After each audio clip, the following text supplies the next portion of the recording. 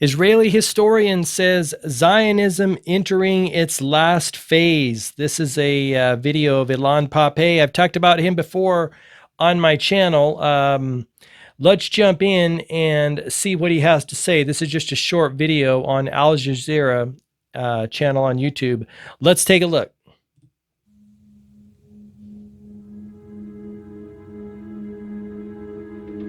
I'm willing to say with some caution that this is the last phase of Zionism. Historically, such development in ideological movements, whether they are colonials or empires, doesn't matter, in the past, it's usually the final chapter, the ruthless one, the most ambitious one, and then it's too much, and then they fall and collapse.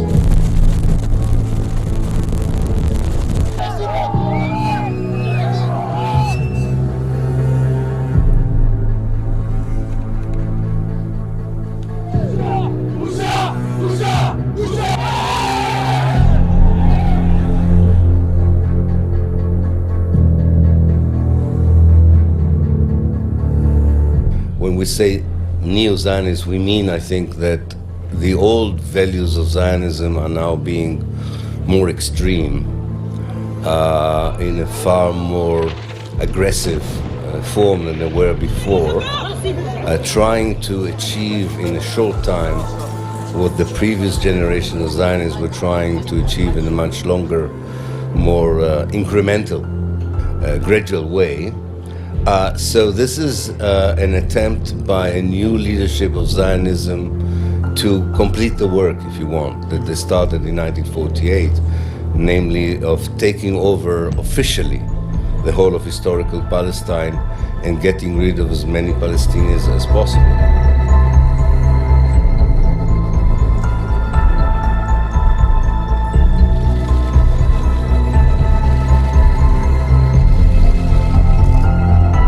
It's so weird that all of our presidents have to go and, as Eric Warsaw talks about, pay homage and show their allegiance to whatever this means here. Probably know about the Balfour Declaration and the Rothschilds, and this is their state. They get what they want. It's a business deal in my mind.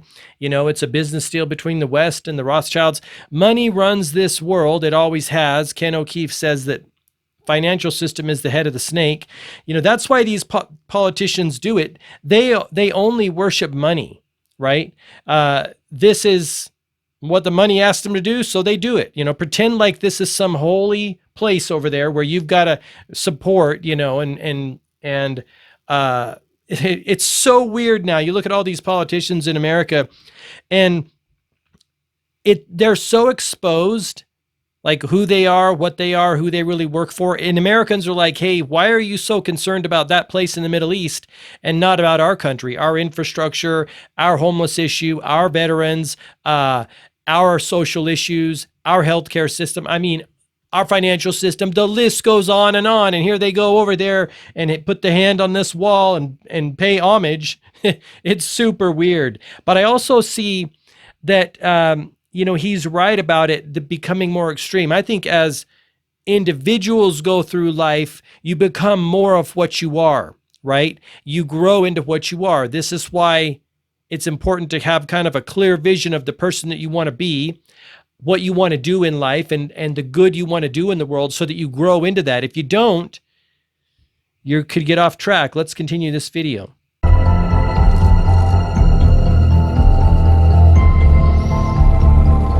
Scenario in which you have minimal American involvement is a positive scenario. The whole political structure that was built after the First World War is collapsing in front of our eyes, and it includes Israel and Palestine. So these are long regional processes which I think will benefit the Palestinians in the long run and would hopefully create a decolonized country in the end. Wouldn't that be a miracle if Palestine was free again and able to do their own thing? I mean, this is why, Ronald Reagan says governments don't solve problems, they create them.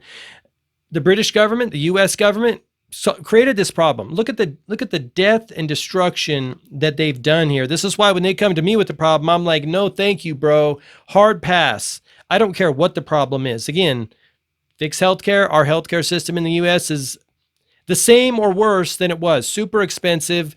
I don't think you get proper treatment. God bless doctors and nurses, by the way, and healthcare professionals. But I don't think they can treat you in the proper way. They don't really seem to treat the problem. They manage symptoms somehow. But people are waking up. People are waking up.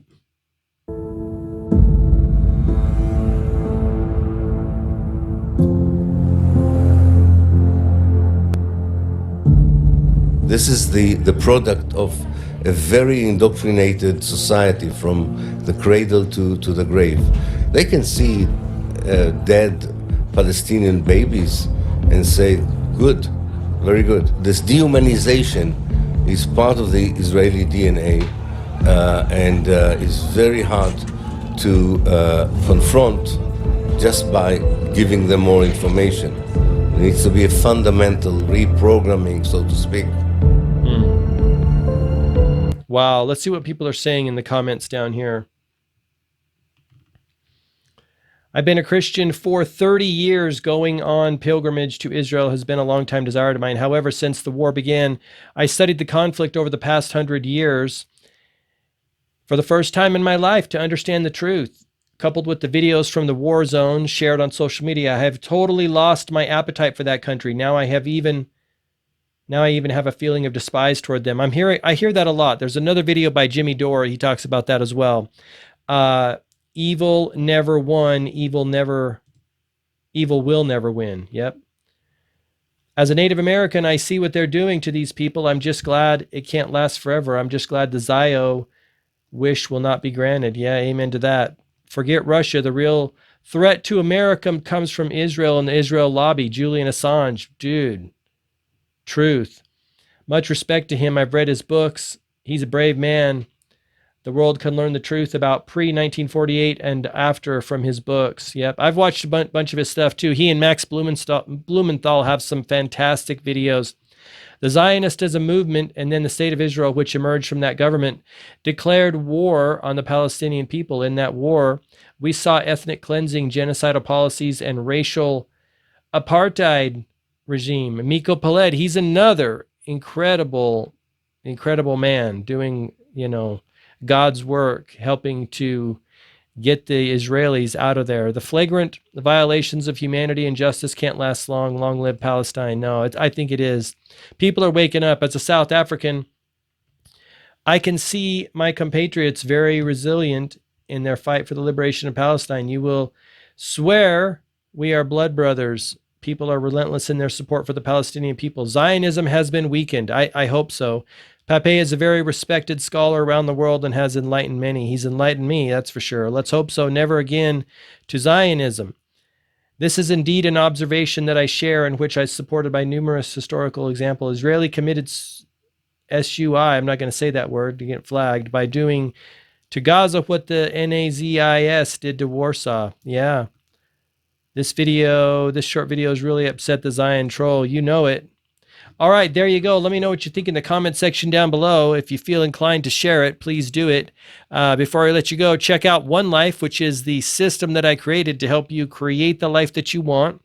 It's based on gamification so that you play the game with yourself, overcoming your fears and doubts. You can learn more about that product at thisismyonelife.com. If you want to pick up the heart and soul of that product, which is called How to Find Your Mission in Life, you can do that by subscribing to my weekly video email newsletter at gmarkphillips.com/subscribe. Thanks so much. Have an awesome day. I appreciate you very much. We'll talk to you in the next one. Bye-bye.